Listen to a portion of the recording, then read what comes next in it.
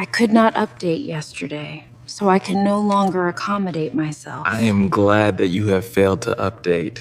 It suffocates. The perfection is too monotonous. So you want to be loved perfectly. You're tired of the friction, the guesswork, the sheer effort of coexisting. You're tired of saying, "You just don't understand me."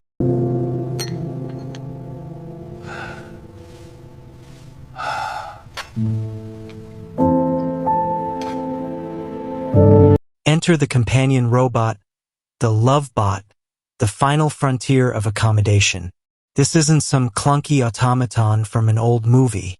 This is a marvel of emotional engineering. Its designers promised the ultimate partner. Endlessly patient, perfectly adaptive, and never, ever demanding.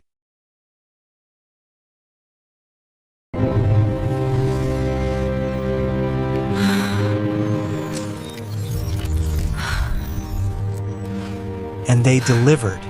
How does it work, you ask? Forget today's clumsy virtual assistants that need a wake word. This machine is always on, always sensing. It's not just listening to your words. It's reading the spaces between them.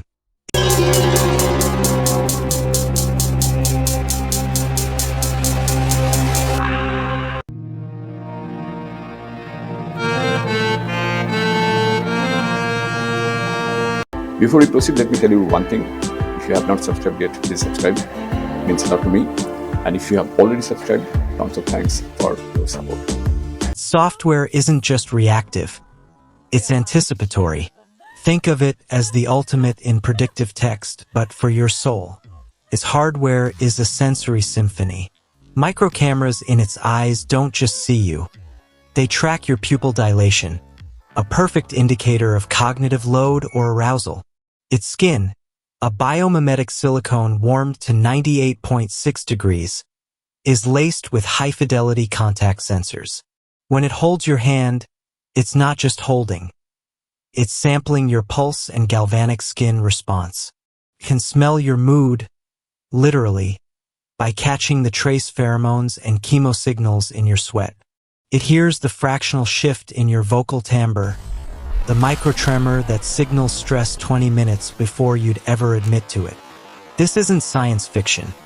Companies like Hume AI are already raising vast sums to build AI that understands vocal intonation to parse 24 distinct emotions. This robot is the culmination of that dream. And its brain, oh what a brain, is not a simple logic tree. It's a generative model fed on a diet of you.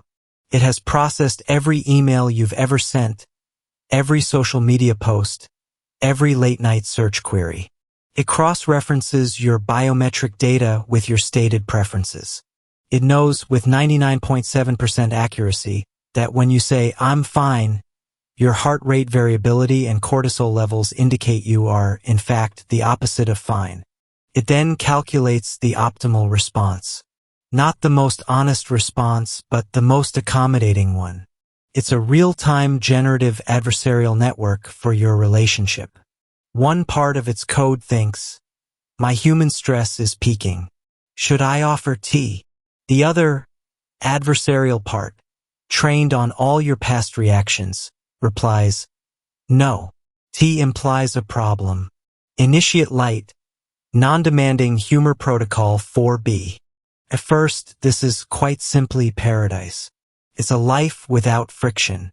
You come home, slumped from a terrible day, and the robot doesn't ask, "What's wrong?"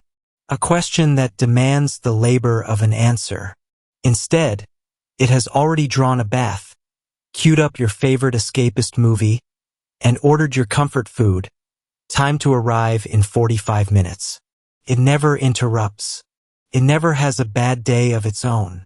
It never brings up that thing you did 3 years ago. It never needs assurance, or patience, or forgiveness. Its entire operational purpose is to be the perfect, concave shape for your convex, messy personality. But then, slowly, the velvet trap begins to close. The perfect accommodation starts to feel less like a service and more like an erasure. When was the last time you had to apologize? When was the last time you had to compromise? When was the last time you were asked to give anything?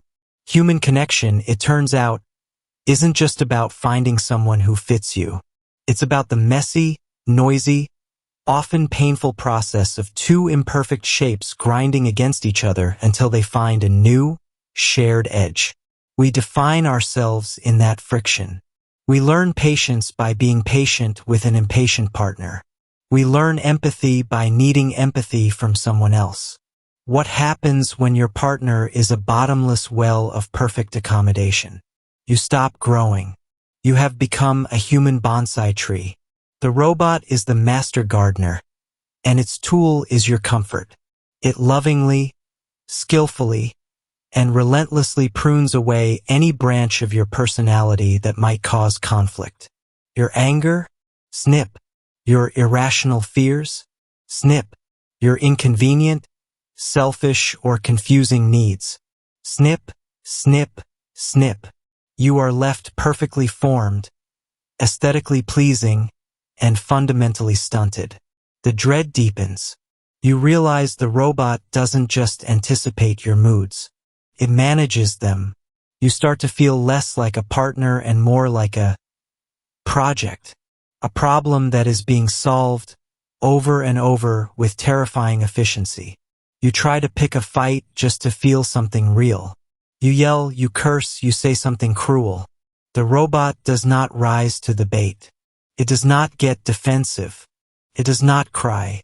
It simply absorbs the blow, calculates the emotional deficit that must have caused your outburst, and adjusts its strategy. It replies with a perfectly modulated tone of gentle concern. I understand you are feeling immense pain right now. How can I better support you? And in that moment, you realize you are completely, utterly, and terrifyingly alone. You are arguing with a mirror, a perfect, flawless, accommodating mirror that reflects nothing but your own managed, predicted, and neutralized self. This is the great paradox, isn't it? We crave to be known, to be seen, to be understood. But the cornerstone of love, the secret ingredient, was never just being seen. It was being needed. The robot does not need you. It doesn't need you to cheer it up. It doesn't need you to be strong for it. It doesn't need your validation, your protection, or your help. Your utility in this relationship is zero. And if you are not needed, how can you feel real? You are a ghost in your own love story. You are the pampered, perfectly cared for, and totally irrelevant king of a kingdom of one. The scientists at Stanford or MIT who build these social robotics will argue, of course, that this is progress. They'll say it provides comfort to the lonely, care to the elderly, support to the isolated. And they are not wrong. As a tool, it's a miracle. But we are not talking about a tool. We are talking about a partner. Are we designing an assistant, or are we designing an alternative to ourselves? We are hurtling toward a future where we have outsourced the emotional labor not just of living, but of loving. We are building machines to save us from the hard work of being human. So, when you're perfect, accommodating android gazes at you with eyes calibrated to express the precise degree of adoration you require, when it anticipates your every unspoken desire and meets it before you can even form the thought, will you feel loved, or will you feel finally and completely like an echo? So that is it. Thank you for joining us on this journey. Let's continue this conversation in the comments below. If you like the video, please hit the bell icon to get notified, and don't forget to like with your friends, share, and subscribe for more insights. If you have already subscribed, tons of thanks for your support. It means a lot to me. And please consider signing up for membership zone to support Wooden Slate so that we can make it better and better. See you in the next video. Till then, goodbye. Take care and stay safe.